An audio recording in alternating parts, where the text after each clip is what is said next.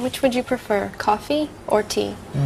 Coffee, please. Coffee. Coffee. Coffee. Coffee. Coffee is coffee. Instant, decaf, caffeinated, sweetened and unsweetened. Imagine a world without coffee. Hard to picture, isn't it? But what if I told you that this global obsession all began with a handful of mysterious berries and some overly energetic goats? Yes, goats. This is the untold story of how coffee conquered the world, changing cultures, fueling revolutions, and connecting us all in ways you would never expect. Our story begins over 1,000 years ago in Ethiopia. Kaldi, a goat herder, noticed something unusual one day. His goats were more energetic than ever, jumping and dancing around. Kaldi wondered what was causing this excitement. He saw that they were eating bright red berries from a plant he hadn't seen before. Curious, Kaldi tried the berries himself and felt a sudden burst of energy. Amazed by this effect, Kaldi took the berries to a nearby monastery to show the monks.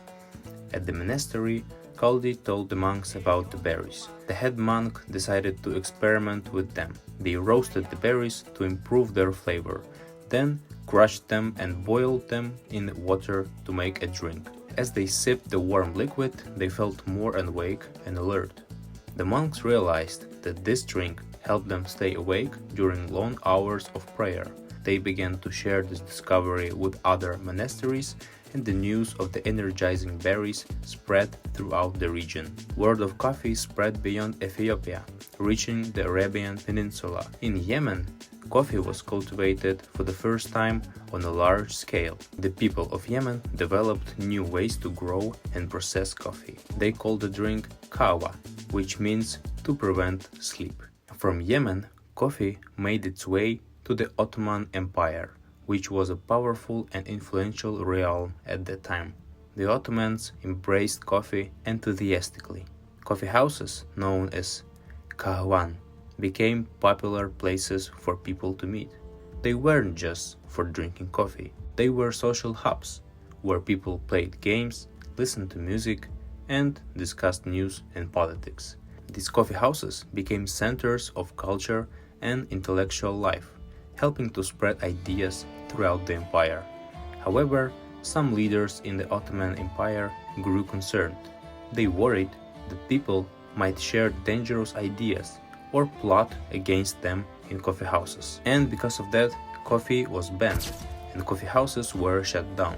But the people loved coffee too much to give it up. They found ways to enjoy it in secret, and eventually the bans were lifted. European traders visiting the Ottoman Empire tasted coffee and were fascinated by it. They began bringing coffee beans back home, introducing the drink to Europe in the 17th century. Coffee quickly gained popularity in cities like Venice, where it was first sold by street vendors before dedicated coffee shops opened up. At first, not everyone in Europe was sure about coffee.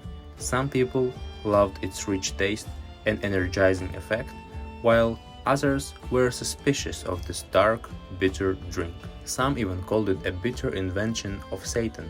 Concerned about these opinions, coffee supporters turned to a higher authority.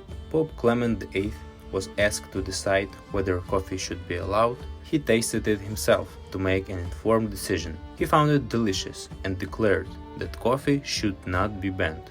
With the Pope's approval, coffee became widely accepted throughout Europe. Coffee houses began to appear all over Europe. In England, they were called penny universities, because for a penny you could buy a cup of coffee and join lively discussions. These coffee houses became meeting places for intellectuals. Ideas about science, politics, and art were exchanged, leading to important developments during the Enlightenment period. As demand for coffee grew, European powers wanted to control its production.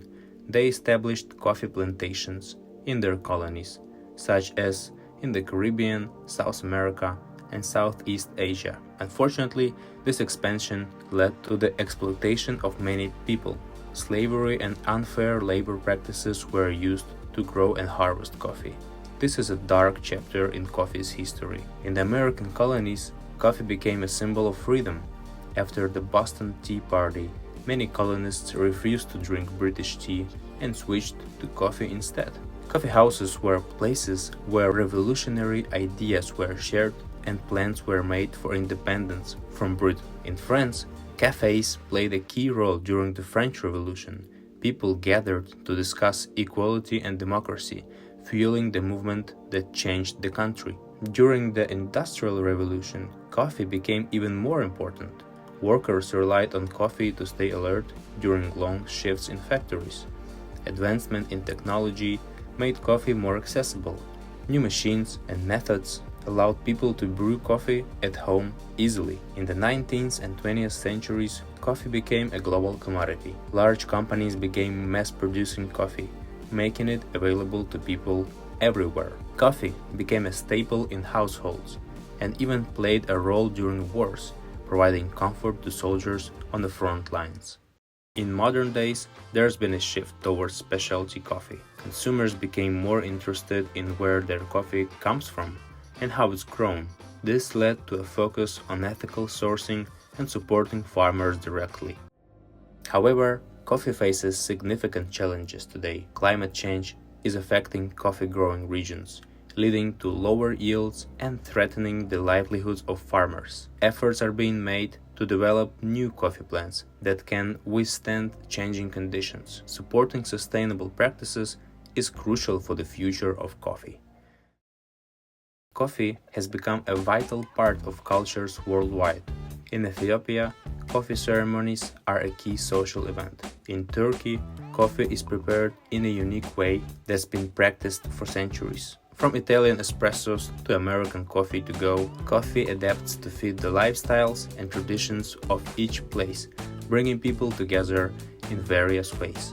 So, the next time you enjoy a cup of coffee, think about the incredible journey it took to reach you. From ancient Ethiopian hills to your local cafe, coffee has traveled across continents and centuries. It's more than just a drink. It is a shared history that connects us all.